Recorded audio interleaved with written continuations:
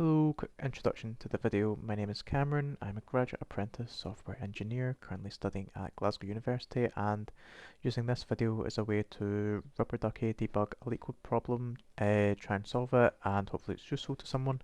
So the one I'm going to be doing today is insanely easy. It's just to get it out of the way.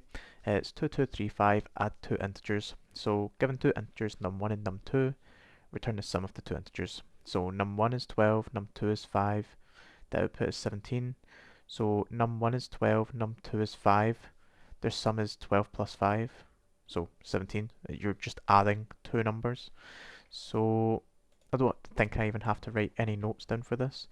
I'm literally just going to be returning num1 plus num2.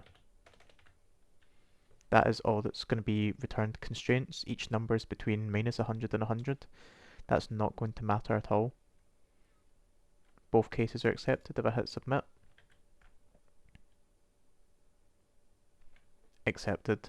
So that was a very simple LeetCode problem. I hope it's useful to you in some way if you've maybe never done a LeetCode problem, just to see the sort of layout of things. But yeah, that was today's LeetCode problem. Hope it was useful to you in some way, and thank you very much for watching. Hope you have a great day.